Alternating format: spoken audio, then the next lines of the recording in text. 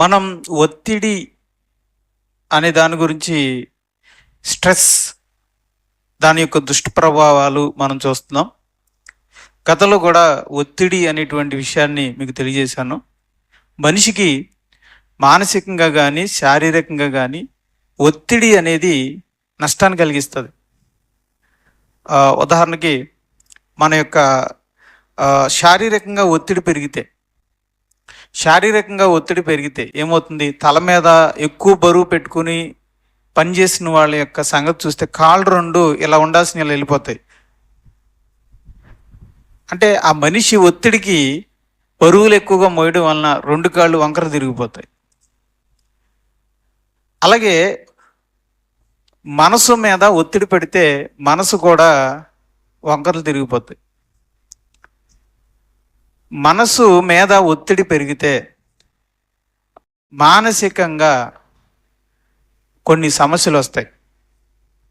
ఆ సమస్యలు శారీరకంగా సమస్యలకు కారణమవుతాయి. ఈ రెండిటి యొక్క ప్రభావం మన విశ్వాస జీవితం మీద కూడా పడుతుంది. అందుకే ఒత్తిడి అనేది దేనికి మంచిది కాదు. గతంలో కూడా మీకు చెప్పాను దీని దుష్ప్రభావాలు.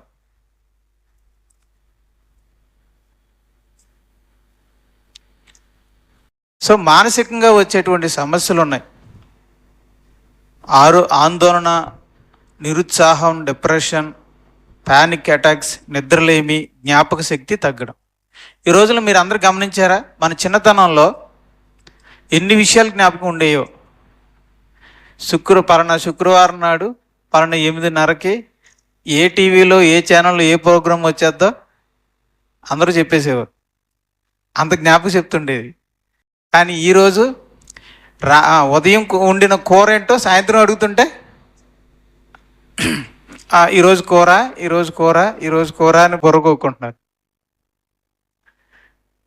అంటే ఒక్క పూటలోనే మనం విషయాలన్నింటినీ మర్చిపోతున్నాం. దీని అంతటి కారణం మానసికంగా వచ్చిన సమస్యలు. ఈ సమస్యల వల్ల శారీరకంగా వచ్చే సమస్యలు ఉన్నాయి. అధిక రక్తపోటు, బీపీ. సహజంగా మనుషులకు బీపీ వస్తుంది. కానీ 30 ఏళ్ళకి 35 ఏళ్ళకి బీపీ రావడానికి కారణం గుండె సంబంధిత వ్యాధులు. చిన్నతనంలోనే హార్ట్ అటాక్తో చచ్చిపోవడానికి కారణం చిన్నతనంలోనే మధుమేహం అంటే షుగర్. మరి 30 ఏళ్ళు 35 ఏళ్ళకే షుగర్ రావడానికి కారణం జీర్ణ సమస్యలు, గ్యాస్, అల్సర్స్, పేగువరుపులు, తలనొప్పులు, మైగ్రెయిన్, రోగనిరోధక శక్తి తగ్గడం, కండరాల నొప్పులు, మెరాల నరాల నొప్పులు అంటున్నాం కదా. సో వాటికి కూడా కారణం ఒత్తిడే. అంటే అన్ని సందర్భాల్లో కాదు, కొన్ని సందర్భాల్లో ఒత్తిడి వల్ల కూడా ఇలాంటి సమస్యలు వస్తున్నాయి అన్నమాట. ఇప్పుడు ఒత్తిడి వలన మానసిక సమస్యలు వస్తాయి, శారీరక సమస్యలు వస్తాయి. వీటి ప్రభావం మన ఆత్మీయ జీవితం మీద పడుతుంది. ఇన్ని మన నెత్తి మీద ఉంటే, శరీరం రోగాలతో ఉంటే, మనసేమో బాధలో ఉంటే, కలవరంలో ఉంటే మనం బైబిల్ ఎలా చదవగలం? సంతోషంగా ఆరాధనలో ఎలా మనం దేవుణ్ణి ఆరాధించగలం? నెమ్మదిగా మన హృదయంలో నెమ్మది లేనప్పుడు మనం ఎలా దేవునికి మనం ప్రార్థన చేయగలం? నెమ్మదిగా ఇక్కడ కూర్చుంటాం కానీ వాక్యాన్ని మనం వినలేం. మనసేమో బాధలో ఉంటుంది, కలవరంలో ఉంటుంది, వాక్యాన్ని వినలేం. వాక్యం అనేది విత్తబడితేనే కదండి మనం ఫలించేది. అసలు విత్తనమే మనలో పడగొట్టలేదంటే ఈ చెవులోంచి విన్నది ఈ చెవులోంచి వెళ్ళిపోతుందంటే ఇంకా దానివల్ల ఉపయోగం ఉంది. అందుకే మానసిక సమస్యలు, శారీరక సమస్యలు ఉండడం వలన మన విశ్వాస జీవితం కూడా దెబ్బతింటుంది, తగ్గిపోతుంది అన్నమాట. అందుకనే ఒత్తిడి అనేది అంత మంచిది కాదు. సో అసలు ఒత్తిడి అనేది ఎందుకు పడుతుంది మనిషికి? ఒత్తిడికి కారణం ఏంటంటే భయం, ఆందోళన, కలవరం, చింత. భయపడడం, ఆందోళన పడడం, కలవరపడడం, చింతించడం వలన మనిషికి ఒత్తిడి అనేది పడుతుంది. కారణాలు ఏదైనా కావచ్చు. పలానా కారణం వల్ల భయపడుతున్నాం, అది ఒత్తిడి, మన మనసు మీద పడుతున్న ఒత్తిడి. ఆ క్షణంలో ఏదో పామును చూసి భయపడాం, మర్చిపోతాం, అది వేరు. ఏదో కప్పను చూసి పాము అనుకున్నాం, భయపడ్డాం, అయిపోయింది, అక్కడితో వదిలేస్తాం. పాము వెళ్ళిపోగానే భయం పోతుంది. అలా కాకుండా కొన్ని భయాలు మనసులో ఉండిపోతున్నాయి. ఆ భయం కనుక ఎప్పుడూ ఉండే భయం మన ఒత్తిడికి కారణం. గుర్తుంచుకోండి, ఈ 4 అప్పటికప్పుడు వచ్చి అప్పటికప్పుడు వెళ్ళిపోతే ఇబ్బంది ఏం లేదు. కానీ వెంటాడుతున్నాయంటే, మనసులో ఉండి వెంటాడుతున్నాయంటే మనసు వాటిని మొయ్యలేకపోతుంది, ఒత్తిడికి గురవుతుంది అని అర్థం. భయపడుతున్నాం, భయపడుతూనే ఉన్నాం అనుకోండి, అది ఒత్తిడి మనసుకి. ఆందోళన, దేనికో ఆందోళన పడుతున్నాం, అది మనసుకి ఒత్తిడి. దేనికో కలవరపడుతున్నాం, అది మన మనసుకి ఒత్తిడి. దేనికో మనం చింతిస్తున్నాం, అది మన మనసుకి ఒత్తిడి అనమాట. చెప్పండి, ఇక్కడ ఎవరికి ఇవేమీ లేవని అనగలరా? అందరికీ ఇవన్నీ ఉన్నవే. ఏంటి అసలు మనం దేనికి భయపడుతున్నాం, దేనికి కలవరపడుతున్నాం, దేనికి ఆందోళన పడుతున్నాం, దేనికి చింతిస్తున్నాం? చూద్దాం. కొన్ని కారణాలు, ఈ లోకంలో ఉన్న కొన్ని కారణాలు ఏంటంటే, ఒకటి అనారోగ్య సమస్యలు. కిడ్నీ బాగోలేదనో, లివర్ దెబ్బతిందనో, హార్ట్లో ఏదో ప్రాబ్లం ఉందనో, తర్వాత థైరాయిడ్ ఉందనో, షుగర్ ఉందనో, బీపీ ఉందనో, లేదంటే గెడ్డలు, కడుపులో సిస్టులు ఉన్నాయనో, గైనికాలిక్ ప్రాబ్లమ్స్, గర్భాశయంలో ఏదైనా సమస్యలు ఉన్నాయేమోనో, లేదంటే బ్రెయిన్లో ఏదైనా సమస్య ఉందేమోనో, ఇలాగా మనుషులు తమ యొక్క అనారోగ్య సమస్యలను బట్టి ఒత్తిడికి గురవుతున్నారు.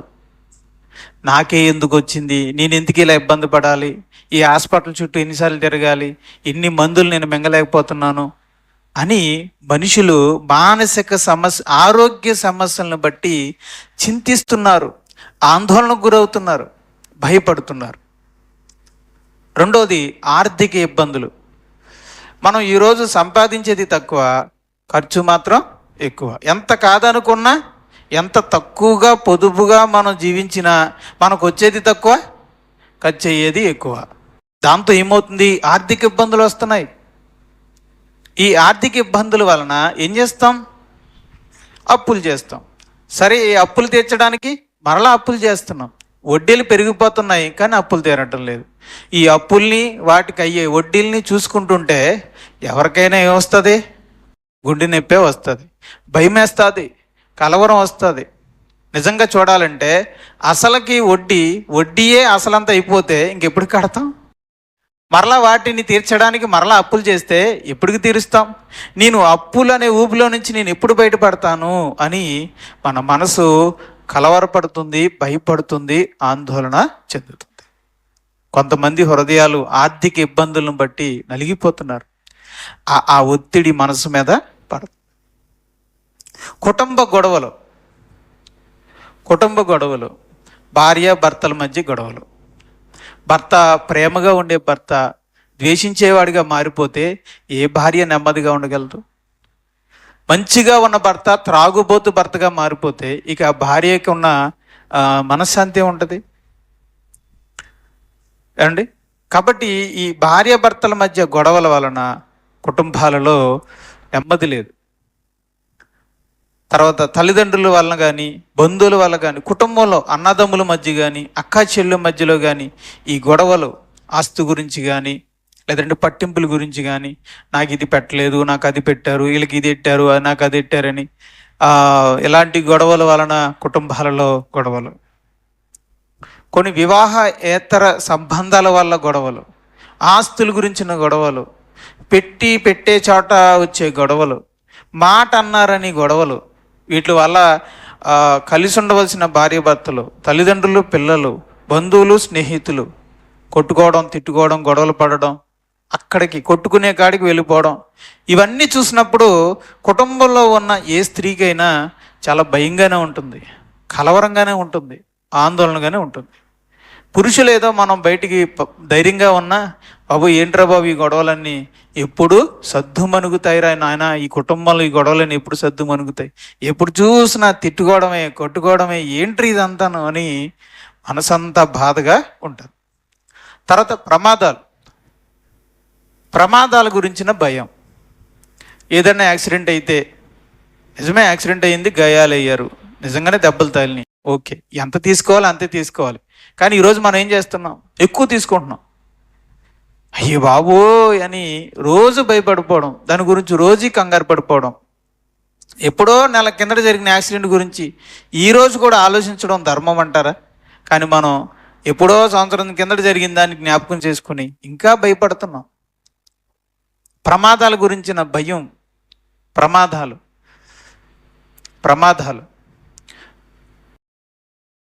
ఎక్కడో బిల్డింగ్ కూలిపోయిందంట, ఎక్కడో యాక్సిడెంట్ అయిందంట, ఎక్కడోనంట పూలొచ్చి తినేసిందంట, ఎక్కడోనంట మరి హోటల్ కాలిపోయిందంట, ఎక్కడోనంట రెస్టారెంట్ కాలిపోయిందంట, అందులో జనం చచ్చిపోయారంట, హాస్పిటల్ మంటలు అంటుకుంటే పేషెంట్లు చచ్చిపోయారంట. మనకి ఇక్కడ ఏం జరగలేదు, కానీ ఎక్కడో జరిగిందన్న న్యూస్ మనం విని ఇక్కడ మనం భయపడిపోతున్నాం, కలవరపడుతున్నాం. అందుకే నిపుణులు ఏం చెప్తున్నారంటే కాస్త న్యూస్ చూడడం తగ్గించండి అని. కనుక ఇదివరకు అంటే ఛానల్లో ఒక న్యూసే వచ్చేది, ఇప్పుడు మనకి ఫోన్ వచ్చింది కాబట్టి న్యూస్ మన చేతిలోకి వచ్చేసింది. ఫేక్ న్యూస్లు కూడా ఎక్కువైపోయినాయి. కాబట్టి ఇదిగో పులి ఇదిగో తోక అనేవాళ్ళు ఎక్కువైపోయారు. దాంతో మనలో కలవరం పెరిగిపోతుంది. కనుక ప్రమాదాల గురించినటువంటి విషయాలు మనిషిలో కలవరపరుస్తున్నాయి. వ్యాపారంలో వచ్చిన నష్టాలు, ఇలా చెప్పుకుంటూ పోతే వ్యాపారంలో నష్టాలు వచ్చాయి, భయపడుతున్నాం. యుద్ధాల సమాచారాలు, ఇదిగో అమెరికా ఇరాక్లో యుద్ధం అంట, అక్కడ ఇది జరుగుతుందంట, బాంబు అడిపోతుందంట, అది అడిపోతుందంట, ఇది అడిపోతుందని చెప్పి జరిగిన దానికంటే ఎక్కువగా మనకి వినపడడం వల్ల మరీ ఎక్కువగా మనం భయపడుతున్నాం. ప్రకృతి వైపరీత్యాలు, సునామీ వల్ల కానీ, భూకంపం వల్ల కానీ, తుఫాను వల్ల కానీ ఎన్ని భయాలు. భవిష్యత్తును గురించిన భయం, ఈ పిల్లల సంగతి ఏంటి, భవిష్యత్తు ఏంటి, రేపు అన్న రోజున మా సంగతి ఏంటి, మాకు ఇంకా ఇల్లు కట్టుకోలేదే, మేము ఇంకా సంపాదించుకోలేదే, మేము ఎలాగా ఏంటి అనేటువంటి భవిష్యత్తును గురించినటువంటి భయం. మూఢనమ్మకాల భయాలు, మా దొడ్లో నిమ్మకాయ వచ్చి పడ్డదే, దానికి పసుపు రాసి ఉంది, ఇది ఎవరు పడేశారో ఏంటో, అమ్మో ఇది పండుగ నుంచి మా ఇంట్లో ఎవరికే బాగోలేదు, మొత్తానికి ఏదో మాకు చేసేశారు అని విచారిస్తూ ఉండడం, భయపడుతూ ఉండడం, కలవరపడుతూ ఉండడం, ఇదంతా కూడా మనసు మీద ఒత్తిడికి గురవుతుంది అన్నమాట. నిరుద్యోగం, అంతా బాగా చదువుకున్నాం కానీ చదివిన దానికి తగ్గ ఉద్యోగం లేకపోవడం, ఇది ఒత్తిడి. ఒక నిరుద్యోగి అనుభవించే ఒత్తిడి మామూలుగా ఉండదండి. నిజంగా చదువుకున్నాం, ఉద్యోగం కావాలి, ఉద్యోగం ఉంటేనే కదా జీతం వస్తుంది, జీతం వస్తేనే కదా ఇంట్లో ఇవ్వగలం, పోషించగలం, మనిషికి ఒక గౌరవం ఉంటుంది. అలా ఖాళీగా కూర్చొని ఉద్యోగం కోసం వెతుకుతూ ఉంటే మనిషికి ఎలా ఉంటుంది చెప్పండి. ఇంటికాడ పెట్టే అన్నం తినడం కూడా బాధగా అనిపిస్తుంది. ప్రియమైన దేవుని వరలారా, అయ్యో నేను ఖాళీగా కూర్చున్నాను, మరి నేను ఖాళీగా కూర్చుని అన్నం తింటున్నానే అని మనసు క్షోభిస్తుంది అనమాట. నిరుద్యోగులు పడే వ్యధ, బాధ అంతా కాదు. అందుకే ఉద్యోగం వచ్చిందనగానే చాలా సంతోషిస్తారు యవ్వన బిడ్డలు. ఎందుకనంటే అప్పుడు దాకా ఒక ఒత్తిడి, మానసికమైన పోరాటం అనేది వాళ్ళ హృదయంలో ఉంటుంది. కానీ ఈ రోజుల్లో ఎంత వెతికినా ఉద్యోగాలు దొరకట్లేదు. సాఫ్ట్వేర్లు అయిపోయి మరి చార్మినార్ చుట్టూ 100 ప్రదక్షిణలు చేసిన ఉద్యోగాలు దొరకట్లేదు. హైదరాబాద్ని 100 సార్లు చుట్టినా సరే ఉద్యోగాలు దొరకట్లేదు ఈరోజు. కనుక నిరుద్యోగాన్ని బట్టి ఈరోజు యవన బిడ్డలు చాలా కృంగిపోతున్నారు. వివాహం ఆలస్యం అవడం, పెళ్ళిళ్ళు ఆలస్యం అవుతున్నాయి. ఇదివరకు 18, 19 అంటే పెళ్ళిళ్ళు టపటప్ అయిపోయి ఇప్పుడు 20, 25, 30 అయినా సరే యవన పెళ్ళి. అసలు ఉద్యోగాలే దొరుకుతున్న లేదు కదా, ఇక పెళ్ళిళ్ళు ఎక్కడవుతాయి. ఈ వివాహం లేట్ అవ్వడం కూడా కొంతమందికి బాధని, ఇబ్బందిని కలిగిస్తుంది. ఇప్పుడు మా హేమ, నా భార్య యొక్క చెల్లెలు హేమ, తనకి జిమ్మించు చాలా పెద్ద వయసు వచ్చేసింది, పెళ్ళి అవ్వలేదు. మా మామయ్య గారు మనసు మొహం ఎప్పుడు డల్గా ఉండేది. పెళ్ళి అయిపోయిన తర్వాత పెళ్లి కొడుకు అయిపోయాడు ఆయన, చక్కగా ఫేస్ అంతా కలకల్లాడిపోతుంది. అంటే ఏంటి అంటే అంతకాలం ఆయన మనసుని ఏం కృంగతీసింది, నా బిడ్డకి ఇంకా పెళ్ళి అవ్వలేదు, పెద్దమ్మకి అయిపోయింది, చిన్నమ్మాయి కావలేదు అనే బాధ, ఒత్తిడి అనమాట అది. తర్వాత విడాకులు, పేదరికం, అయ్యో మేము పేదరికంగా ఉన్నామే. పేదరికం చాలా ఒత్తిడికి గురి చేస్తుంది, ఆందోళన కలిగిస్తుంది, భయం కలిగిస్తుంది. నెక్స్ట్ విడాకులు, రైట్, ఇద్దరు భార్యాభర్తలు విడాకులంటే అది ఎంత మానసికమైన ఒత్తిడో. నెక్స్ట్ మరణం. మన ఇంట్లో ఎవరైనా చనిపోయినా, బంధువులు ఎవరైనా చనిపోయినా. సో ఇవన్నీ మనకి ఏం చేస్తున్నాయంటే భయాన్ని కలిగిస్తున్నాయి, ఆందోళన కలిగిస్తున్నాయి, కలవరాన్ని కలిగిస్తున్నాయి, చింతపడేలా చేస్తున్నాయి. వీటన్నిటి వలన మనస్సు మీద ఒత్తిడి పడుతుంది. అది ఒత్తిడికి కారణం. మరి వీటిని గెలవాలంటే ఎలా? ఒక విశ్వాసిగా మనము ఈ ఒత్తిడిని గెలవాల్సిందే. ఒత్తిడిని గెలవకుండా విశ్వాసిగా బ్రతకడం అనేది అసాధ్యం. అర్థమవుతుందండి? ఒత్తిడిని గెలవకుండా, మళ్ళీ చెప్తున్నాను, ఒత్తిడి అంటే భయాన్ని గెలవకుండా, ఆందోళన గెలవకుండా, కలవరాన్ని గెలవకుండా, చింతను గెలవకుండా ఒకడు విశ్వాసి కాలేడు. క్రీస్తు శిష్యుడు, దేవుని విశ్వాసి, క్రైస్తవుడు ఈ నాలుగిటిని గెలవాలి. తనలోని భయాన్ని, తనలోని ఆందోళనని, తనలోని కలవరాన్ని, తనలోని చింతని గెలవాలి. అదే పోరాటం. క్రైస్తవుడు పోరాడేది శరీరములతో కాదు, ఆకాశ మండలమందున్న దురాత్మల సమూహముతో. అంటే కంటికి కనబడే వాటితోనా, కంటికి కనబడని వాటితోనా మన పోరాటం? చెప్పండి. కంటికి కనబడేవా, కంటికి కనబడనివా? శరీరము కలిగిన వాటితోనా, శరీరము లేని వాటితోనా మన యుద్ధం? శరీరము లేని వాటితో. కంటికి కనబడనివి, శరీరము లేనివి, వాటితో మన పోరాటం. అపవాదితో మన పోరాటం, అపవాది దూతలతో మన పోరాటం. ఇది ఎలాంటి వాటితో మన పోరాటం. భయపడడం విశ్వాస జీవితం కాదు, దాన్ని గెలవడం విశ్వాస జీవితం. ఆందోళన, కలవరం, చింతపడడం అనేది విశ్వాస జీవితం కాదు. వాటిని వాక్యపు సహాయంతో గెలవడమే విశ్వాస జీవితం. బైబిల్ చరిత్రలో మనం గమనిస్తే అబ్రహాముకు ఎన్నో ఒత్తిళ్ళు ఉన్నాయి, ఇస్సాకుకు ఒత్తిళ్ళు ఉన్నాయి, యాకోబుకు ఒత్తిళ్ళు ఉన్నాయి, యేసేపుకు ఒత్తిళ్ళు ఉన్నాయి, దావీదుకు ఎన్నో ఒత్తిళ్ళు ఉన్నాయి, ఎస్తేరుకి ఒత్తిళ్ళు ఉన్నాయి, రూతమ్మకి ఒత్తిళ్ళు ఉన్నాయి. బైబిల్లో రాయబడిన దానియేలుకు, బహుప్రియుడవు అని చెప్పబడిన దానియేలుకు ఒత్తిళ్ళు ఉన్నాయి. యేసు ప్రభుకు కూడా ఒత్తిళ్ళు ఉన్నాయి, మోషేకి ఒత్తిళ్ళు ఉన్నాయి. అనేకమైన ఒత్తిళ్ళు కలిగి ఉండి వారు వాటిని తమ విశ్వాసం ద్వారా గెలిచారు, అధిగమించారు. అందుకే వాళ్ళని ఏమన్నారు? విశ్వాస వీరులు అన్నారు. విశ్వాస వీరులు అంటే అర్థం ఏంటో తెలుసా? పోరాటం చేసిన వీరులు, యోధులు అన్నారు.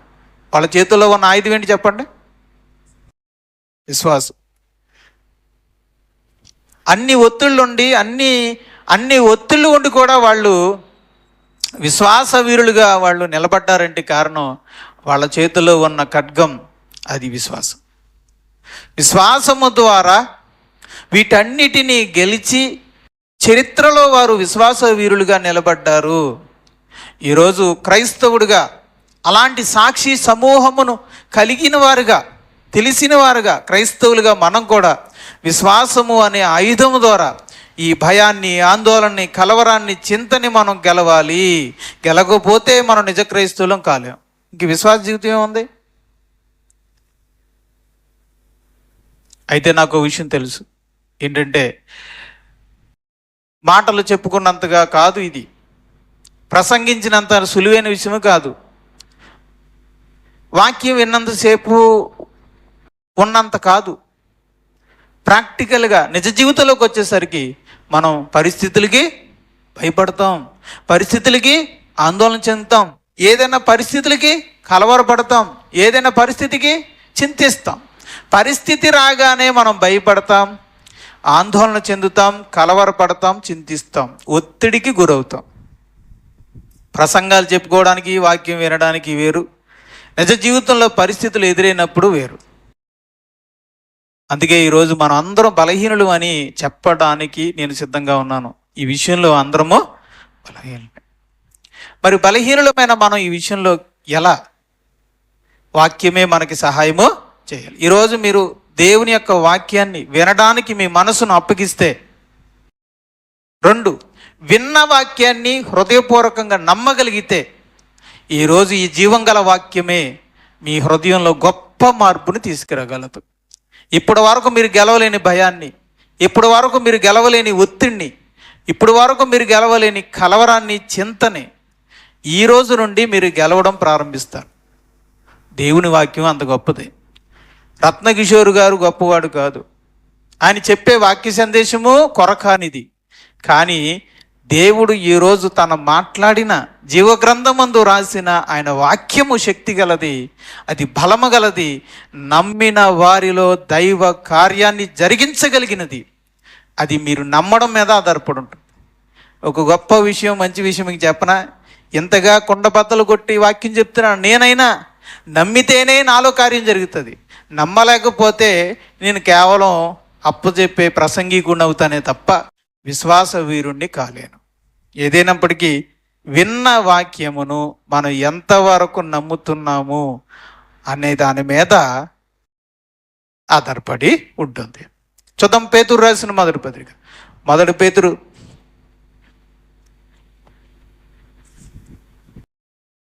1వ అధ్యాయం, 1 పేతురు 1వ అధ్యాయం 7వ వచనాన్ని చదువుకుందాం. 1 పేతురు రాసుకోండి అందరూ. 1 పేతురు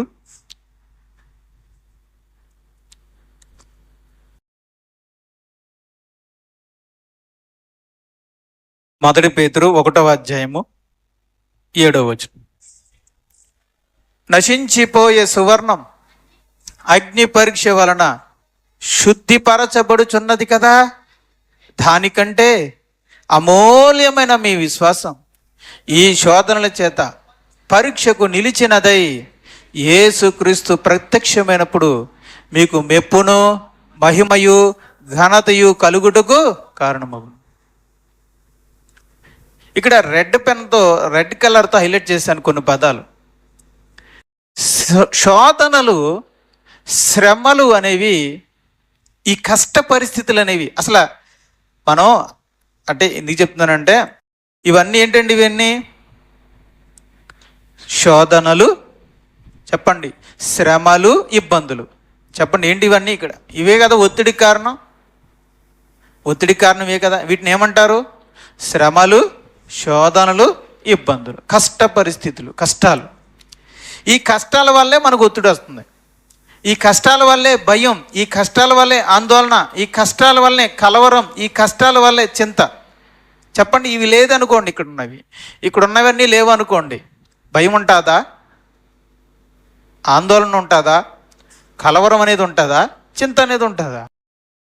నిశ్చింతగా ఉంటాడు మనిషి. నిశ్చింతగా ఉన్న మనిషి ఎంత నిశ్చింతగా ఉన్నవాడైనా ఇవన్నీ రాగానే ఏమవుతాడు? భయపడిపోతాడు. అంటే నిమ్మలంగా ఉన్న మనిషిని కలవరాన్ని కలిగించేవి ఈ శోధనలు, ఈ శ్రమలు, ఈ కష్టాలు. దీని గురించి బైబిల్ చెప్తుంది. ఈ శోధనలు ఎందుకు వస్తున్నాయంటే, నీకు దేవుడు లేడని కాదు, నువ్వు ఆయన బిడ్డవని కాదు. ఇది నీ విశ్వాసానికి పరీక్ష, అంతే. అయ్యో ఈ కష్ట పరిస్థితులు ఎందుకు వచ్చాయి అని నువ్వు భయపడకు. నిన్ను భయపెట్టడానికి రాలేదు, నిన్ను కలవర పెట్టడానికి రాలేదు. మరి ఎందుకు వచ్చాయి? నువ్వు నిజముగా విశ్వాసం కలిగి ఉన్నావా లేదా అని పరీక్షించడానికి వచ్చాయి, అంతే. అంతే. ఇప్పుడు 10th క్లాస్ పరీక్షలు ఎందుకు వచ్చాయి? నువ్వు నిజంగా సరిగ్గా చదివావా లేదా అని తెలుసుకోవడానికి వచ్చాయే తప్ప నువ్వు ఫెయిల్ అయిపోవాలని, అందరి ముందు అవమానపరచబడాలని వచ్చాయా? కాదు కదా.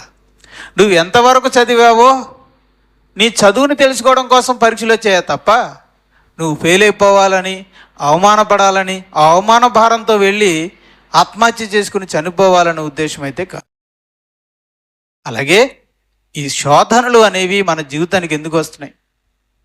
ఈ అనారోగ్య సమస్యలు, ఆర్థిక ఇబ్బందులు, కుటుంబ గొడవలు, ప్రమాదాలు, వ్యాపార నష్టాలు, యుద్ధాల సమాచారాలు, ప్రకృతి వైపరీత్యాలు, భవిష్యత్తు భయం, మూఢనమ్మకాల భయం, నిరుద్యోగం, వివాహ ఆలస్యం, పేదరికం, విడాకులు, మరణం, ఇవన్నీ మనకెందుకు వస్తున్నాయి అంటే ఇవన్నీ మన విశ్వాస జీవితానికి పరీక్ష మాత్రమే. ఈ పరీక్షలో కానీ మనం నిలబడితే యేసుక్రీస్తు వారి ఎదుట మనకేముంటుందట? మెప్పు, మహిమయు, ఘనతయు కలుగుతాయి. అంటే ఈ పరీక్షలు ఎందుకు వచ్చాయి? నీకు మెప్పుని, నీకు మహిమని, ఘనతని కలిగించడానికి వచ్చాయండి ఎంతకయ్యి. అంతేకాని భయాన్ని, ఆందోళనని, కలవరాన్ని కలిగించడానికి కాదు. కలిగించడానికి. చెప్పండి, ఏమి ఇవ్వడానికి వచ్చాయి ఈ పరీక్షలు? మెప్పుని, మహిమని, ఘనతని ఇవ్వడానికి. అది కాబట్టి మనం ఏం చేయాలి? ఇప్పుడు ఈ శోధనల్ని విశ్వాసంతో ఎదుర్కోవాలి. ఇప్పుడు వస్తున్న ఈ కష్ట పరిస్థితులను నువ్వు విశ్వాసంతో ఎదుర్కొంటావా లేదా? అది పరీక్ష. నీకు ఒక కష్టం వచ్చింది, ఆ కష్టాన్ని నీకున్న ఆవగింజంత విశ్వాసంతో ఎలా ఎదుర్కొంటావు అన్నదే పరీక్ష. ఆ ఆవగింజంత విశ్వాసం ఉన్నట్లయితే నువ్వేం చేస్తావు? ఆ కష్టం వచ్చింది, అయినా నాకు నా వెనుక ఎవరున్నారు? దేవుడు ఉన్నాడు, ఇది కొన్ని రోజులే ఉంటుంది, ఆ తర్వాత పోతుంది అంటావు. ఆవగింజంత విశ్వాసం కూడా లేకపోతే, అది ఊడిపోతే ఏమంటావు? భయపడిపోతాం, కలవరపడిపోతాం, ఆందోళన పడిపోతాం. ప్రియమైన దేవుని వారలారా, భయపడడం, ఆందోళన చెందడం, కలవరపడడం అనేది విశ్వాసానికి గుర్తు కాదు, అది అవిశ్వాసానికి గుర్తు. అది అందుకే ఇశ్రాయేలులకు శత్రువుల గురించిన సమాచారాన్ని తీసుకొచ్చి చెప్పినప్పుడు ఇశ్రాయేలులు అందరూ కూడా భయపడిపోయారట. వారి అవిశ్వాసాన్ని బట్టి దేవుడు గొప్పగా కోపపడి వారిని అగ్నితో కాల్చేద్దామని అనుకున్నాడు. భయపడడం అనేది అవిశ్వాసం. అవిశ్వాసం అంటే దేవుడికి ఏమాత్రమో ఇష్టం లేదు. చెప్పండి, ఇశ్రాయేలీయులు కానానీయుల గురించి చెప్పినప్పుడు భయపడ్డారా లేదా? వారు ఉన్నత దేహులు, అనానీకులు వంశమునికి చెందినవారు, ఒక్కొక్కడు గొలియతులుగా 6 జనాలు ఎత్తున్నారు. మనం వాళ్ళ ఎదుట మిడతల వలె ఉంటిమి. మనం కానీ వారి దగ్గరికి వెళ్ళిన ఎడల వారు మనల్ని పిప్పి చేసి మనల్ని గాలికి వేసిదురు అని అనగానే కంగారు పడిపోయారు, భయపడిపోయారు. ప్రియమైన దేవుని వారలారా, భయపడుట అవిశ్వాసానికి గుర్తు. అవిశ్వాసం ఉంచిన ఇశ్రాయేలీలు కానాను దేశానికి వెళ్ళలేదు. ధైర్యముతో నిలబడిన యెహోషువ, కాలేబులు మాత్రమే కానాను దేశానికి వెళ్ళారు.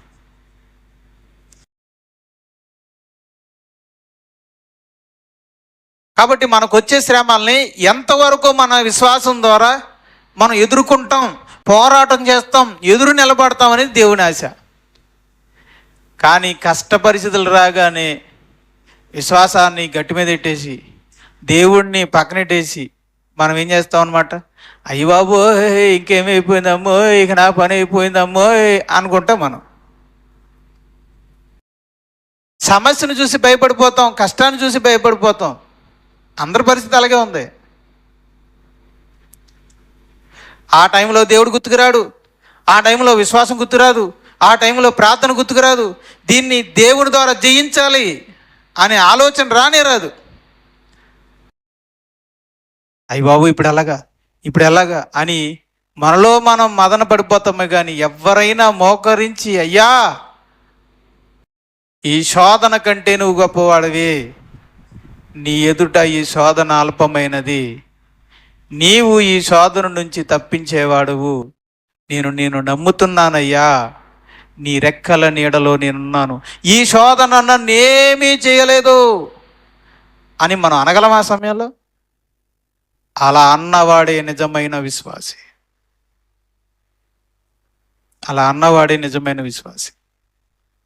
మరి మనం అందరం మరి అలా అనలేని వాడు ఉత్తుత్తి విశ్వాసి. యేసు ప్రభు అన్నాడు కదా శిష్యుల్ని, భయపడిపోతే ఏమన్నాడు? మీరు ఎందుకు కలవరపడుచున్నారు?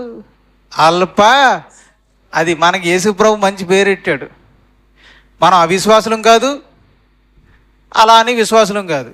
మనం ఎవరన్నమాట? అల్ప విశ్వాసులు. ఎందుకంటే ఒక పక్కన భయపడతాం, మరో పక్కన యేసయ్యా మేము నశించిపోతున్నాము అని కూడా అంటాం. రెండూ అంటాం. ప్రియమైన దేవుని వారలారా, బలమైన విశ్వాసం కలిగిన వాడు విశ్వాసము ద్వారా శోధనను ఎదుర్కొంటాడు. దేవుని సహాయంతో ధైర్యంగా ఉంటాడు. అలా ఎవరైతే నిజ విశ్వాసిగా ఉంటాడో అతడికి యేసుక్రీస్తు వారు ప్రత్యక్షమైనప్పుడు 1 మెప్పు, 2 మహిమ, 3 ఘనత కలుగుతుంది. మరొక వాక్యంలోకి వెళ్దాం. కొరింథీయులకు రాసిన మొదటి పత్రిక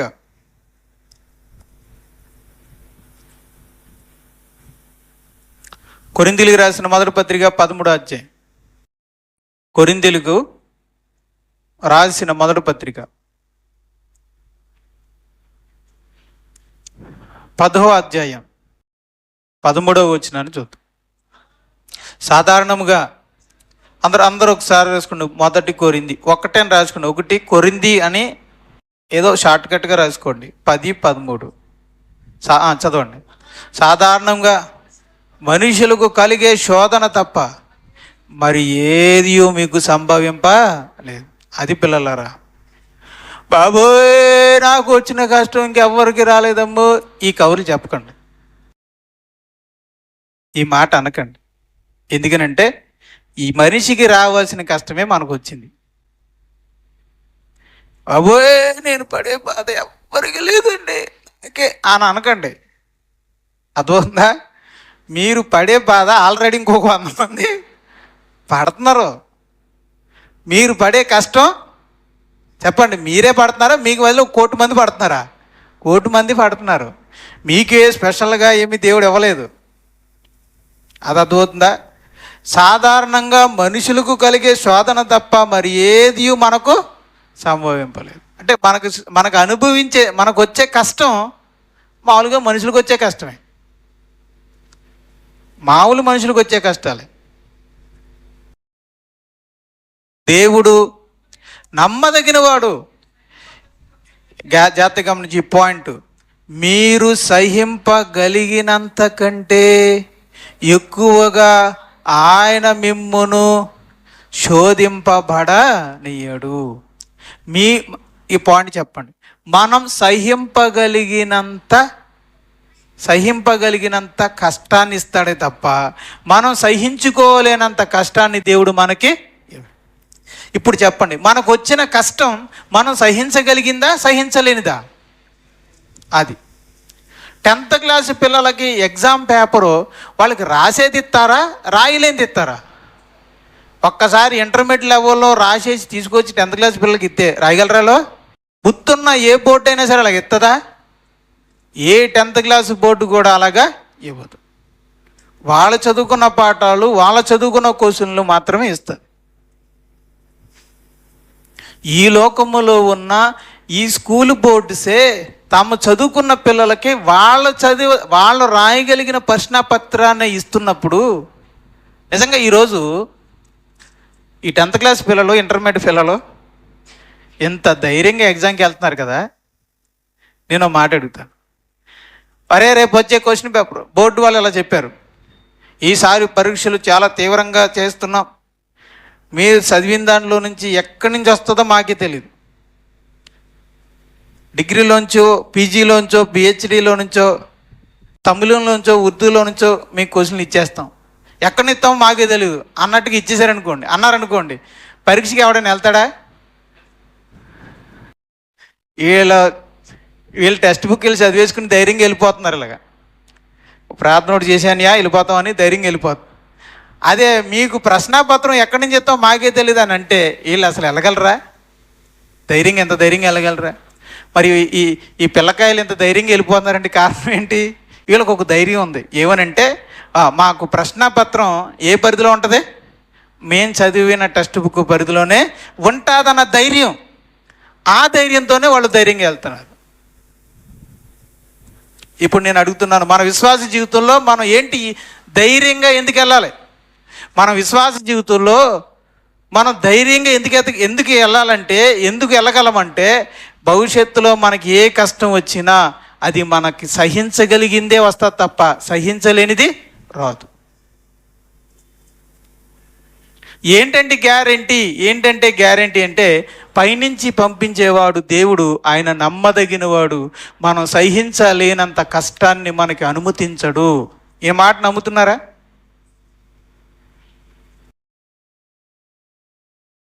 చెప్పండి, ఈ మాట నమ్ముతున్నారా? అది నేను అందుకే ఫస్ట్ పాయింట్ చెప్పాను, నమ్మిన వాడికి ఫలం. ఈరోజు ఎవరు ఒత్తిడిని జయించగలరు? వాక్యాన్ని నమ్మిన వాడికి ఈ జయం. నాకులాగా చెప్పి మీకులాగా వినేసిన వాళ్ళకి జయం కాదు.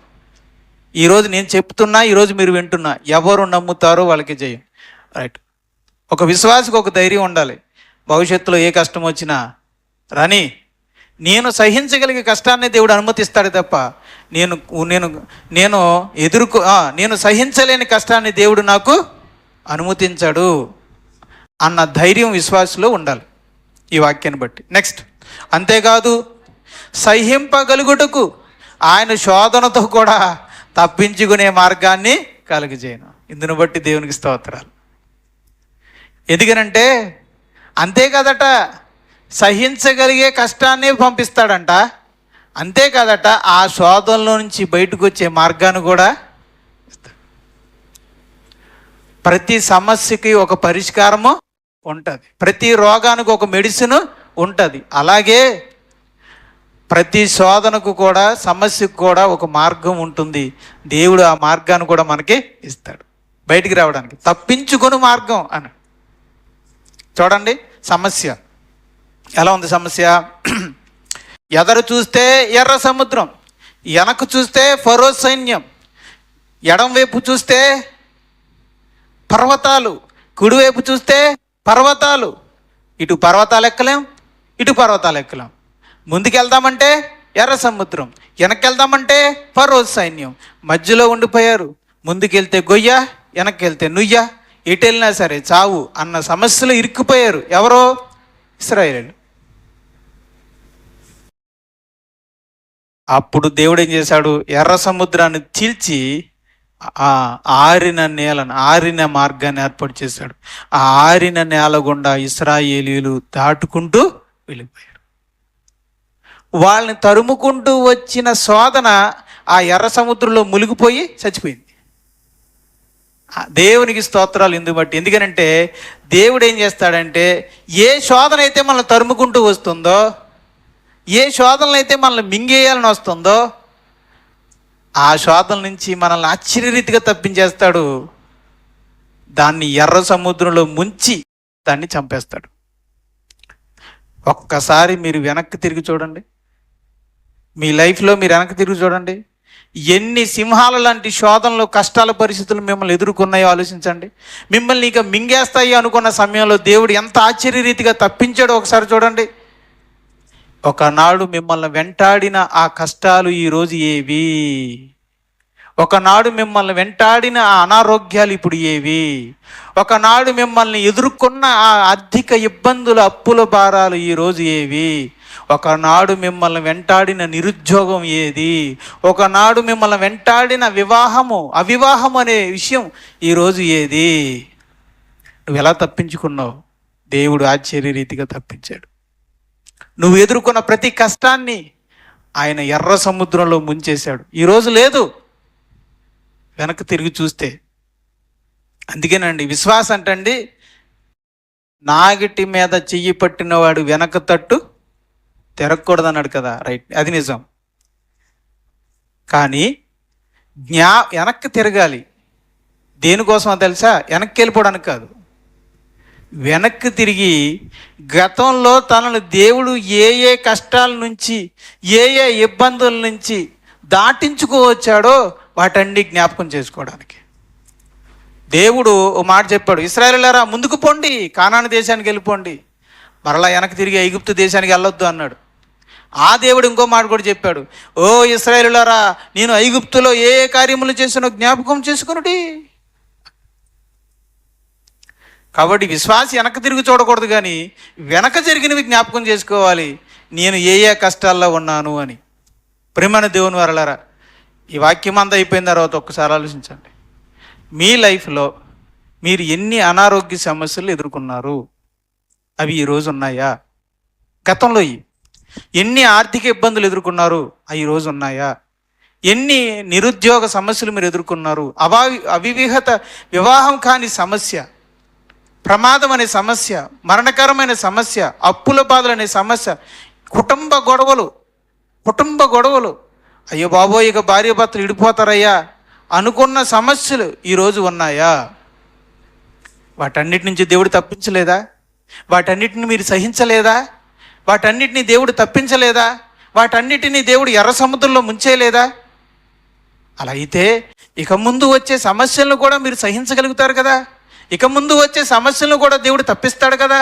ఇక ముందు వచ్చే సమస్యలను కూడా మీరు దాటిపోగలరు కదా. ఎర్ర సముద్రంలో దేవుడు ముంచేస్తాడు కదా. మరి అయితే మనకు భయం ఎందుకు? చాలామంది అండి ఇశ్రాయేల్ని తిడతారండి. నేను వాక్యం చదివేటప్పుడు ఎన్ని తిట్టుకునేవాడినో ఇశ్రాయేల్ని, పనికిమాలోళ్ళు చె అనుకునేవాడిని. కానీ వాళ్ళకంటే నీచుండి అన్న విషయం నాకు తర్వాత అర్థమే. వాళ్ళే బెటరు, ఇశ్రాయేలులే. ఈ ఈ పాపి కంటే ఇశ్రాయేలులే బెటరు. ఎందుకనంటే వాళ్ళు కనీసం అప్పుడప్పుడైనా దేవుణ్ణి నమ్మారు. మరి మనం చిన్న రోగం వస్తే భయపడిపోతాం, ఏదో చిన్న సమస్య వస్తే భయపడిపోతాం, మనిషి ఎవడో గట్టిగా అరిస్తే భయపడిపోతాం. ఇశ్రాయేలులు కాదండి, మనమే పెద్ద విశ్వాసులు, మనమే పెద్ద పిరికి పందలం. చిన్న సమస్య వస్తే మనం దేవుని వైపు చూడం, సమస్య వైపు చూసి భయపడిపోతాం, ఆందోళన పడిపోతాం. ఇంకెప్పుడు బైబిల్ చదివినప్పుడు ఇశ్రాయేలుని తిట్టుకోకండి. అసలు వాళ్ళని తిట్టడానికి మనం సరిపోవండి.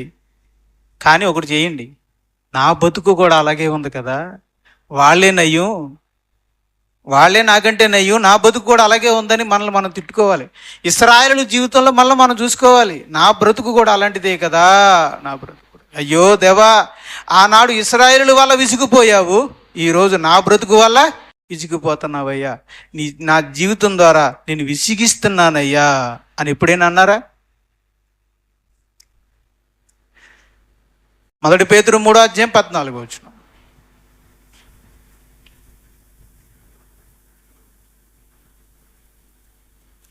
1 పేతురు 3:14. మీరు ఒకవేళ నీతి నిమిత్తము శ్రమ పడినను మీరు ధన్యులే. అంటే శ్రమలు కూడా మనకి మంచిదే అని అర్థం అండి. చెప్పండి, శ్రమలు కూడా మనకి మంచివి. చదివండి మా తర్వాత. వారి భయపడకుడి, మీకు వచ్చే శ్రమలకి దేవుడు చెప్తున్నాడు, భయపడకుడి. చెప్పండి, భయపడకుడి, కలవరపడకుడి. మీకు వచ్చే శ్రమలకు మీరు భయపడకుడి, మీరు కలవరపడకుడి. శ్రమలు వస్తాయి నీ మంచి కోసమే అంటున్నాడు దేవుడు. అదేంటి ప్రభా, అనారోగ్యం నీ మంచి కోసమే, ఆర్థిక ఇబ్బందులు నీ మంచి కోసమే, కుటుంబ సమస్యలు నీ మంచి కోసమే, ప్రమాదాలు, ఇబ్బందులు, కష్టాలు, యుద్ధాల సమాజం అన్నీ నీ మంచి కోసమే, నీ మంచి కోసమే. నువ్వు భయపడకు, నువ్వు అలాగే ఉండు, నువ్వు అలాగే ఏంటంటాడు కదా, మీరు అలాగే మౌనంగా ఉండండి, నేను మీ పక్షాన యుద్ధం చేస్తాను. అలాగే దేవుడు అన్నాడు, శ్రమలు మీకు మంచివే, వచ్చినాయి అని భయపడకండి, వచ్చినాయి కదా కలవరపడకండి, నేను చూసుకుంటాను అన్నాడు దేవుడు. అంతేనండి. ఈరోజు ఒత్తిడిని జయించడానికి చిట్కా అంటూ ఏం లేదండి, దేవుడి మాటను నమ్మడం అంతే. దేవుడి మాటను ఏం చేయాలి? నమ్మాలి. భయపడకుడి అన్నాడు, ఏం చేయాలి మనం? ఈ మాటను నమ్మి భయపడకుండా ఉంటారు. ఎంతమంది అయితే భయపడకుండా ఉంటారో వాళ్ళు గెలుస్తారు. నెక్స్ట్, రోమిలికి రాసిన పత్రిక 8వ అధ్యాయం, రోమిలికి రాసిన పత్రిక 8వ అధ్యాయం 28వ వచనం రాసుకోండి. రోమా 8:28. కీ పాయింట్స్ రాసుకోండి, సరిపోద్దు. వేరే కలర్లో రాస్తే అవి రాసుకోండి. కీ పాయింట్స్ మేలు 1, సమకూడి 1 అనేది ఉన్నాయి, అవి రాసుకోండి. దేవుణ్ణి ప్రేమించే వారికి, అనగా ఆయన సంకల్పము చొప్పున పిలువబడిన వారికి మేలు కలుగుటకై సమస్తమును సమకూడి జరుగుచున్నవి అని ఎరుగుతాము. చెప్పండి, దేవుని పిల్లల కంటండి, దేవుణ్ణి ప్రేమించే వారికి, ఆయన సంకల్పము చొప్పున పిలువబడిన వారికి, అంటే ఎవరికి? రక్షణ పొందిన వారికి, క్రైస్తవులు అనబడిన వారికి మేలు కలుగుటకే సమస్తమును సమకూడి జరుగుచున్నవి. నీ జీవితంలో అన్ని సమకూడి జరుగుతున్నాయి. అందులో భాగంగా కొన్నిసార్లు సుఖాలు వస్తున్నాయి, కొన్నిసార్లు దుఃఖాలు వస్తున్నాయి, కొన్నిసార్లు లాభాలు వస్తున్నాయి, కొన్ని సమయాల్లో నష్టాలు వస్తున్నాయి. కొన్ని సమయాల్లో సంతోషం ఉంటుంది, కొన్ని సమయాల్లో ఏడుపు ఉంటుంది, కొన్ని సమయాల్లో సంబరం ఉంటుంది, కొన్ని సమయాల్లో నిరాడంబరం ఉంటుంది, కొన్ని సంబరంలో ఆడంబరంగా ఉంటాం, కొన్ని సమయాల్లో నిరాడంబరంగా ఉంటాం, కొన్ని సమయాల్లో రాజుల్లా బతుకుతాం, కొన్ని సమయాల్లో పేదవాళ్ళలాగా బతుకుతూ ఉంటాం. ఇవన్నీ ఎందుకు జరుగుతున్నాయంటే సమస్తము సమకూడి జరుగుతుంది. ఏం కలుగుటికే? నీకు మేలు కలగడానికి. నీ జీవితంలో నీకు వచ్చే కష్టాలను కూడా దేవుడు మేలుకరంగా మార్చడానికే ఇస్తున్నాడు. ఇది మనం నమ్ముదామా? నమ్మాలి. ఈ వాక్యాన్ని మనం నమ్మితే మేలు కలుగుటికే సమస్తమును సమకూడి జరుగుతున్నాయి. ఒక్కసారి మీ వెనక జీవితానికి వెళ్ళి చూడండి. మీ చిన్ననాటి నుంచి మీరు కూర్చునే స్థానానికి, మీరు ఈరోజు అనుభవిస్తున్న మేలుకు ఇక్కడికి తీసుకురావడానికి దేవుడు అన్నీ సమకూడి జరిగించాడు. మీ బాల్యం, మీ చదువు, మీ వివాహం, మీకు పిల్లలు పుట్టడం, అన్నీ ఈరోజు మీరు ఇక్కడ కూర్చున్నారంటే అన్నీ సమకూడి జరుగుతున్నాయి. మన మధ్యన ఒక తమ్ముడు వచ్చి, ఒక యవన సోదరుడు వచ్చి నాతో మాట్లాడుతున్నారు. నాకు ఏమి అర్థం కావట్లేదు అన్నయ్య, నేను ఒక మార్గాన్ని ఎంచుకున్నాను, కానీ ఆ మార్గం దారి మూసుకుపోయింది. ఇప్పుడు చదువు అనే మార్గము నేను నిర్లక్ష్యం చేశాను, అది మూసుకుపోయినట్టు అయిపోయింది. ఇప్పుడు నేను ఎటు వెళ్ళాలో నాకు అర్థం కావట్లేదు. ఇటు నేను ఎంచుకున్న మార్గం మూసుకుపోయింది, ఇటు చదువు అనే మార్గం మూసుకుపోయింది. ఇప్పుడు నేనేం చేయాలో అర్థం కావట్లేదు. అసలు నా లైఫ్ నేను పాడు చేసుకున్నానేమో అని నేను అన్నాను. దేవుని యందు విశ్వాసం ఉంచి చిన్న, ఈ రోజు నుంచి దేవుని మీద ఆధారపడి జీవించడానికి మొదలుపెట్టు. నేను మాట చెప్తున్నాను, నువ్వు దేవుని బిడ్డవు, నువ్వు విశ్వాసివి, నీకు ఆత్మీయ జీవితం ఉంది. నేను నష్టపోయాను, ఆ దారిని ఎంచుకోవడం వల్ల నేను నష్టపోయాను, ఇక నా జీవితం ఏమైపోద్దో అని నువ్వు కంగారు పడకు. మనం తీసుకున్న తప్పుడు నిర్ణయాలను కూడా దేవుడు మేలుకరంగా మారుస్తాడు, కంగారు పడకు అని ధైర్యం చెప్పడం, ప్రభు నా ద్వారా ధైర్యం చెప్పాడు. ప్రియమైన దేవుని వారలారా, నేను చెప్పేది ఏంటంటే, ఆ దారి మూసుకుపోయింది, నేను ఎంచుకున్న వ్యాపారం ఎంచుకున్నాను కానీ అది మూసుకుపోయింది, ఇవన్నీ సమకూడి జరుగుతున్నాయి అన్నమాట. దేవుడు మనం తీసుకున్న తప్పుడు నిర్ణయాలను కూడా దేవుడు మన ద్వారా మేలు జరిగేలాగా దేవుడు చేస్తాడు.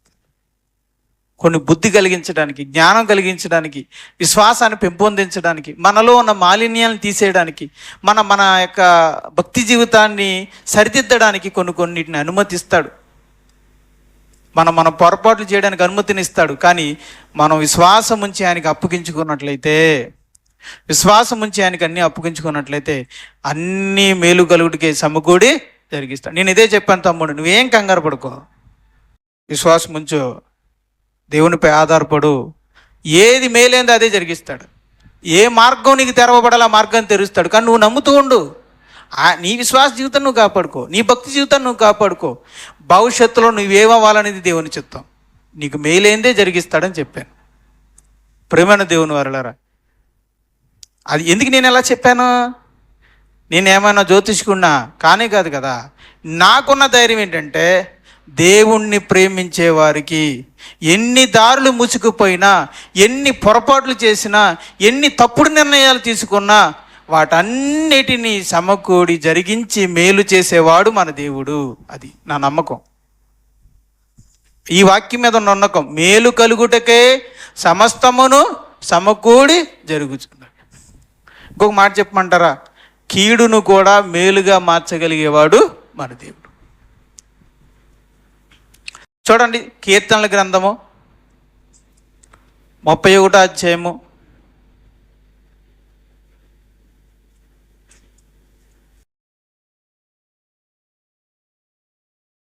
31వ అధ్యాయం 19వ వచనం ఒకసారి రాసుకున్నాను. కీర్తనలు, ఈ పాయింట్ ఏంటి ఈనాటిది ఏంటండి? మేలు కలుగుటకే సమస్తము సమకూడి జరుగుచున్నవి అనేది మెయిన్ పాయింట్. మేలు కలుగుటకే, మేలు సమకూడి జరుగుచున్నవి అనేది మెయిన్ పాయింట్. ఇక్కడికి వచ్చేసరికి దాచి ఉంచిన మేలు, సిద్ధపరిచిన మేలు అనేది మెయిన్ పాయింట్. చెప్పున్నాను. నీ యందు భయభక్తులు గలవారి నిమిత్తము నీవు దాచి ఉంచిన మేలు ఎంతో గొప్పది. వివాహ సంబంధం క్యాన్సిల్ అయిపోయింది, నేను కంగారు పడకు. అంతకంటే మేలైనది ఏదో నీ కోసం దాచి ఉంచాడని అర్థం. నేను పరీక్షల్లో ఫెయిల్ అయిపోయినాని నువ్వేం బాధపడకు. నువ్వు నిజముగా దేవుని ఎడల భయభక్తి కలిగిన వాడవైతే ఈరోజు నీకు కీడు జరిగిందని నేను కంగారు పడకు. భవిష్యత్తులో అంతకంటే మేలైనది దేవుడు దాచి ఉంచాడని అర్థం.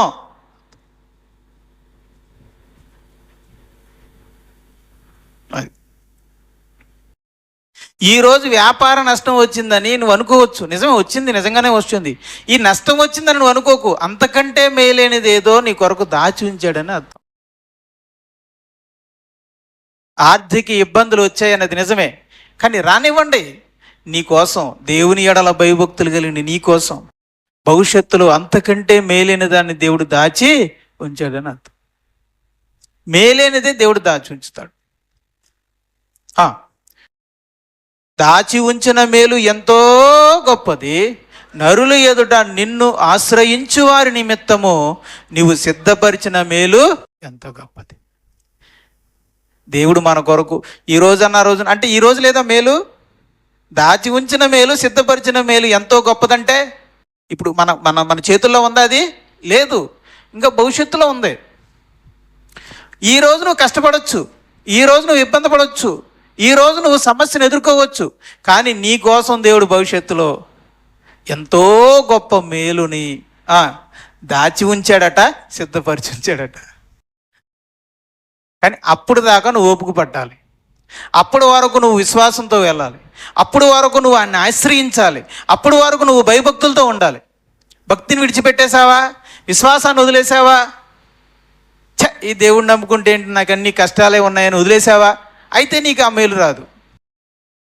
కొంచెం కాలం ఓపిక పట్టి నువ్వు భయభక్తులతో ఆయన్ని ఆశ్రయిస్తూ కొంచెం ఓపిక పట్టి ఉండగలిగితే మరికొన్ని రోజుల్లో, మరికొన్ని నెలల్లో, లేదా మరికొన్ని సంవత్సరాల్లో మేలైన దాన్ని దేవుడు దాచి ఉంచుతాడు. దేవుని వాక్యాన్ని బట్టి చెప్తున్న నా మాట అబద్ధమైతే నన్ను అనండి. దేవుని వాక్యాన్ని బట్టి చెప్తున్నాను. ప్రేమైన దేవుని వారలారా, మరొక మాట, ఆదికాండం, ఎందుకంటే ఆదికాండం 50వ అధ్యాయం 20వ వచనానికి ఒకసారి వద్దాం.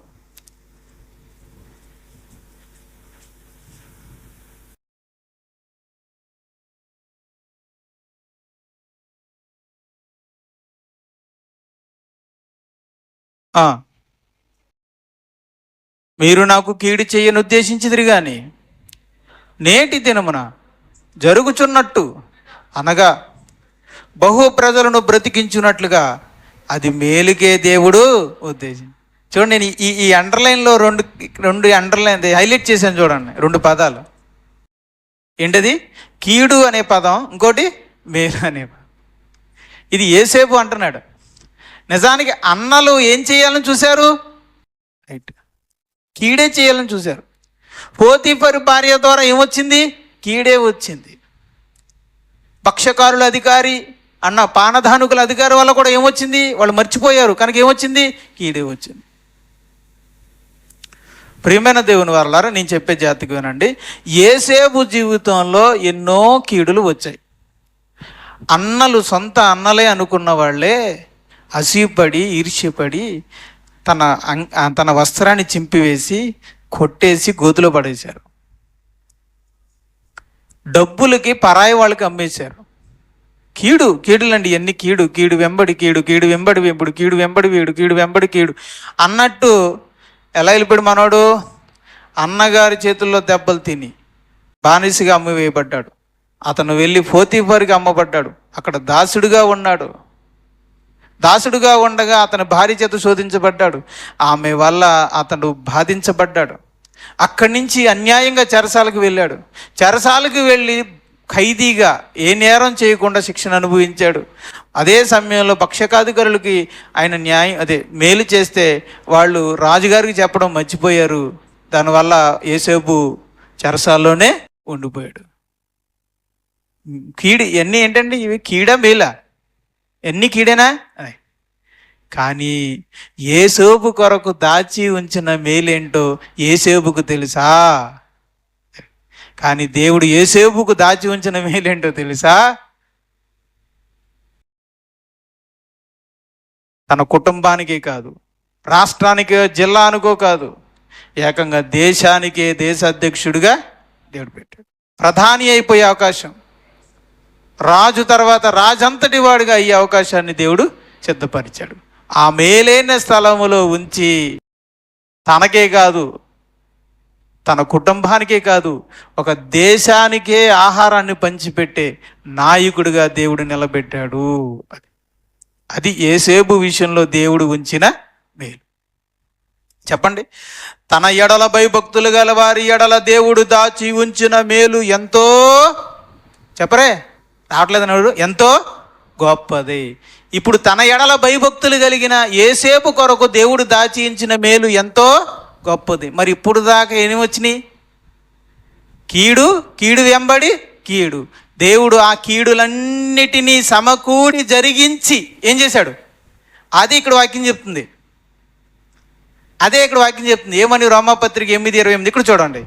మేలు కలుగుటగా అన్నకాడి నుంచి చదవండి. మేలు కలుగుటకే సమకూడి జరుగుచు, సమస్తమును సమకూడి జరుగుచున్నాయి. అంటే తన్నులు తిన్నాడు, అది కూడా అందులో భాగం అనమాట.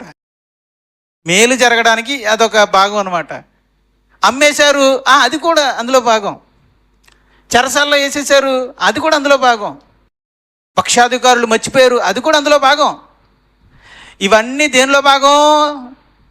అదే ఇవన్నీ సమకూడి జరుగుతున్నాయి. ఎందులో భాగం? మేలు కలుగొట్టకే సమస్తము సమకూడి జరుగుతున్నవి. యేసేపు విషయంలో కీడు జరుగుతుంది అనుకుంటున్నారు, కానీ దేవుడు మేలు వైపుకు తీసుకెళ్తున్నాడు. అన్ని సమస్తము సమకూడి జరిగిస్తున్నాడు. ఆ దేవుడే ఈరోజు మన దేవుడు. యేసేపు నమ్మిన దేవుడే మనం నమ్మిన దేవుడు. మరి మనకు అలా అన్యాయం చేస్తాడా? మరి దేవుడి యొక్క గొప్ప కార్యాన్ని మనకు చేయాలంటే మనం చేయాల్సింది ఏంటో ఏం తెలిసినట్రా? చేయాల్సిందల్లా ఏంటంటే యెహోవా ఎడల భయభక్తులు కలిగి మనం జీవించాలి, ఆయన్ని ఆశ్రయించాలి, ఆయన్ని విశ్వసించాలి, ఆయన్ని ప్రేమించాలి. అందుకే చూడండి, ఈ వాగ్దానం ఎవరికంట? ఈ వాగ్దానం ఎవరికంట? దేవుణ్ణి ప్రేమించేవారికి. Note this point. షరతు ఒకటి ఉంది దీనికి. చెప్పండి, ఈ వాగ్దానం ఎవరికి? దేవుని. నువ్వు దేవుని ప్రేమిస్తున్నావా? చూడండి కింద లాస్ట్లో, టైం లేదు కాబట్టి చివరికి వచ్చేస్తున్నాను. దేవుణ్ణి ప్రేమించు, రైట్. ఈ భరోసా మనకు రావాలంటే, ఒత్తిడిని మనం అధిగమించాలంటే మనం ఏం చేయాలంటే వాక్యాన్ని, దేవుణ్ణి పూర్తిగా విశ్వసించాలి. దేవుడు మేలు కలుగుటికే సమస్తమును సమకూడి జరిగించుచున్నాడని నమ్మాలి. భయపడకము, కలవరపడకము అన్న దేవుని మాట మనం నమ్మాలి. దేవుని ఎడల భయభక్తులు గల వారి ఎడల దేవుడు సిద్ధపరిచి ఉన్న మేలు ఎంతో గొప్పది అన్న మాటను మనం నమ్మాలి. సమస్త శ్రమలు, శోధనలు మన విశ్వాసాన్ని పరీక్షించడానికే వస్తున్నాయి. యేసుక్రీస్తు ప్రత్యక్షమైనప్పుడు అవి మెప్పును, మహిమను, ఘనతను కలిగిస్తాయన్న దేవుని మాటను మనం నమ్మాలి. నెక్స్ట్, రెండోది, దేవుణ్ణి మనం ప్రేమించాలి. మూడోది, అనుదినం మన హృదయాన్ని శుద్ధి చేసుకోవాలి. అనుదినం మన హృదయాన్ని శుద్ధి చేసుకోవాలి. దేవునికి దాసులుగా ఉండాలి. దేవునికి దాసులుగా ఉండాలి. అమ్మో, దేవుని ఎదుట నేను ఈ ఘోరమైన దుష్కార్యమును నేను ఎట్లు చేయదు అని తను తాను దేవునికి అప్పగించుకున్నాడా? పోతీఫరు భార్యకి అప్పగించుకున్నాడా? దేవునికి అప్పగించుకున్నాడు. అన్ని విషయాలు దేవునికి అప్పగించుకోవాలి. మాట మీకు చెప్తున్నాను, అన్ని విషయాలు ఎవరికి అప్పగించుకోవాలి? అన్నయ్య ఇదేంటనే ఎగ్జామ్, ఉద్యోగం, వివాహం. నేను అంటాను, ఏం కంగారు పడుకో, అదేమన్నా మన చేతిలో ఉందా? వివాహం మన చేతిలో ఉందా? సంబంధానికి వెళ్తాం అంతే. సెట్ అవ్వాలా, అది పెళ్ళి అవ్వాలనేది ఎవరి చేతిలో ఉంది? అంతే, వెళ్తాం వరకే. పరీక్షలు నువ్వేం కంగారు పడకు, నువ్వు వెళ్ళడం రాయడం వరకే నీ వంతు. కొంచెం పాస్ అయిపోయేలాగా ప్రార్థన చేయవా? నేనే ఏదో చేస్తావు అనుకో, అన్నంత మాత్రం అయిపోద్దా? నువ్వు పాస్ అవ్వాలా లేదనేది ఎవరి చేతిలో ఉంది? దేవుని చేతిలో ఉంది. నెక్స్ట్, నువ్వు పడే కష్టంలోనూ నువ్వు రాసే దాంట్లోనూ ఉంటుంది. రైతు పడే కష్టాన్ని దేవుడు ఆశీర్వదిస్తాడే తప్ప గట్టి మీద కూర్చుని ఆలోచించేవాడిని దేవుడు ఆశీర్వదిస్తాడా? అంటే రా, భూమిని దున్నాలి, దుక్కాలి, విత్తనాలు వేసి కష్టపడిన వాడి కష్టాన్ని దేవుడు ఆశీర్వదిస్తాడు. అలాగే నువ్వు కూడా పిల్లలు, మిమ్మల్ని దేవుడు ఆశీర్వదించాలంటే మీరు కష్టపడి చదవాలి, యెహోవా యెడల భయభక్తులు కలిగి ఉంటే దేవుడు మిమ్మల్ని ఆశీర్వదిస్తాడు. నెక్స్ట్, అన్ని విషయాలు దేవునికి అప్పగించుకోవాలి. లాస్ట్ విషయం, మన చేతిలో ఏమీ లేదు అని గ్రహించాలి. మన చేతిలో ఏం లేదు, ఏమీ లేదు. మన చేతిలో ఏముంది చెప్పండి? సరే చెప్పండి, ఏముంది మన చేతిలో? ఆరోగ్యం ఉందా మన చేతిలో? చెప్పాలి. ఆయుష్ ఉందా? చెప్పాలి. ప్రయాణంలో క్షేమం ఉందా మన చేతిలో? మనం తినంగా రావచ్చు రోడ్డు మీద, కానీ లారీ కూడా తినంగా రావాలిగా. మన చేతిలో ఉందా? ఏది మన చేతిలో అని చెప్పండి. భూకంపం మన చేతిలో ఉందా? వడగండ్లు మన చేతిలో ఉన్నాయా? కరువు మన చేతిలో ఉందా? మరణం మన చేతిలో ఉందా? కష్టాలు, ఇబ్బందులు, శ్రమలు అనేవి మన చేతిలో ఉన్నాయా? మన చేతిలో ఏమీ లేదు. ఆ సత్యం అన్న అంటే మరి అన్ని విషయాలు ఎవరి చేతిలో ఉన్నాయని అప్పుడు మనం ఏం చేయాలంటే యేసు ప్రభులాగా మన అయ్యా ప్రభా, ఈ శ్రమని, ఈ కష్టాన్ని కూడా నీ చేతులకు అప్పగిస్తున్నాను. అందుకే దేవుడు ఏమన్నాడంటే, రే బాబు, నీ చేతిలో ఏం లేదురా, నీ చింత యావత్తు నా మీద వేసేరా అబ్బాయి అన్నాడు. ఈ మాట ఎవరు నమ్ముతారో వాళ్ళు తమ చింత యావత్తును దేవుని మీద వేస్తారు. నమ్మలేని వారు తమ నెత్తి మీద పెట్టుకుని మోసి అంతకంతకు కృషించిపోతారు. అది నేనైనా సరే, మీరైనా సరే. శాప పెట్టట్లా, నిజం చెప్తున్నాను అంతే. చింతని, భయాన్ని, ఆందోళనని నీవే మోసుకొని ఇంకా నలిగిపోతావు, ఇంకా కృంగిపోతావు. దేవుని వాక్యాన్ని బట్టి గద్దించి చెప్తున్నాను అంతే. అది నేనైనా మీరైనా సరే. చింత యావత్తు దేవుని మీద వేసావా, ఆనందంగా జీవించగలుగుతావు. లేదా నువ్వే మోసుకుంటే అంతకంతకు నశించిపోతావు, క్షీణించిపోతావు. ఓ విశ్వాసి, ఈ మధ్యాహ్న కాలశంలో నువ్వు మోయాలనుకుంటున్నావా, లేదా దేవుని చేతులకు అప్పగించుకోవాలనుకుంటున్నావా? చిన్న ప్రార్థన చేసుకుందాం, ముగించుకుందాం.